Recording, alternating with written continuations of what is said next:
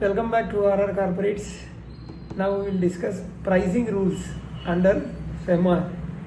Let's understand the pricing requirements under FEMA, how entry and exit pricing works. What is the difference for listed and unlisted companies, and how deferred consideration transactions are treated under the law. First I will tell you the legal foundation.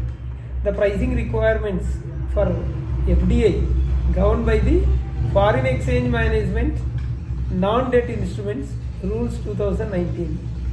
It is referred as NDI rules along with the relevant directions issued by the Reserve Bank of India RBI from time to time.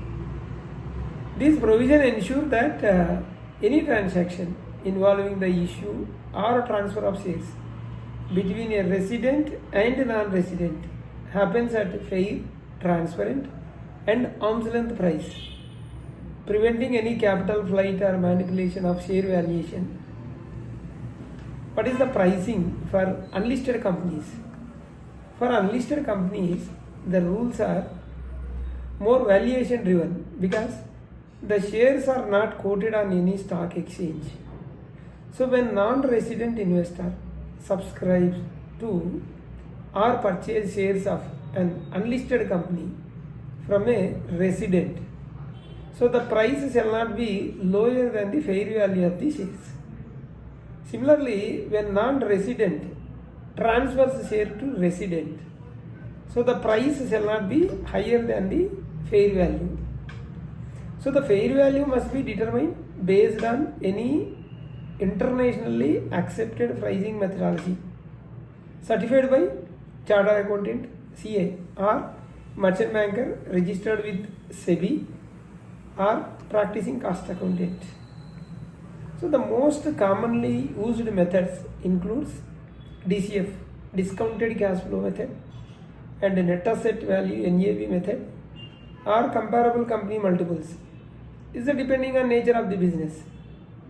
I'll give you an example. A foreign investor buys shares worth 10 crore in unlisted company. So the CA certified fair value 250 rupees per share. So the issue price cannot be less than 250 per share. Here foreign investor buys shares worth 10 crore in an unlisted company. Clear?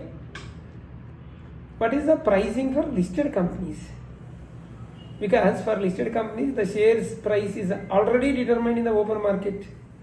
Hence the SEBI issue of capital and disclosure requirements regulations, SEBI ICDR regulations guide the pricing.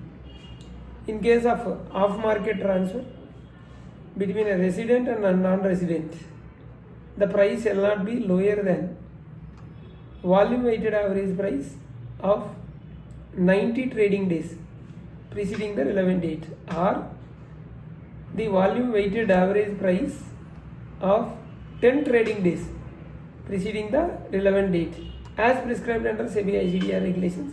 So the relevant date here is generally the date of the board resolution approving the issue or transfer of shares. When shares are transferred on stock exchange, the transaction price is simple because the market price prevailing on that day. No additional valuation certificate is required. And importantly, for subscription or purchase of shares, the consideration must be brought into India before or at the time of allotment of purchase. I'll give you an example. Listed share trades at 280 rupees. Volume weighted average price 90 days it is coming to 270, and for 10 days it is 275. So FDI investor can buy at 275 or more, not below the SEBI computed volume weighted average price.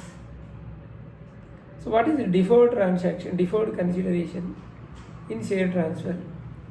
One of the practical realities in merger and amalgamation and private equity transactions, the use of deferred consideration where part of the payment is made later subject to performance of milestone achievement. The NDI rules permits deferred consideration in share transfer between resident and non-resident in either direction, but with a specific condition to ensure compliance. The deferred portion must not exceed 25% of the total consideration amount. It must be paid within 18 months from the date of the transfer agreement. So the deferred amount can be held under the escrow arrangement, provided the escrow period does not exceed 18 months. Alternatively, if full consideration has been paid, then the seller can furnish an indemnity valid for 18 months to cover the deferred obligation. These safeguards ensures that the foreign exchange transactions remain traceable and with a controlled timeline under FEMA. I'll give you an example. Suppose the total deal is 100 crores. Upfront payment is 75 crores and must be paid. This another 25 crores balance is there, no? That is deferred escrow payment, that is 25 crores, and this must be paid within 18 months. Clear? 100 crores, 75 crores and 25 crores. Period 18 months. Then RBI and reporting compliance. Yes, all such transactions, whether issue or transfer, must be reported to RBI through firm's portal in form FC-GPR for issue, FC-TRS for transfer. And any non-compliance with the pricing or reporting norms may attract penalties under section 13 of FEMA, so which could include monetary fines or compounding proceedings. So hence companies and investors must ensure the valuation reports and board approvals, share transfer forms and payment approves are properly maintained. So the practical takeaways, to summarize, remember the 5 key points. For unlisted companies, go by fair value certified by the CA, merchant banker or cost accountant.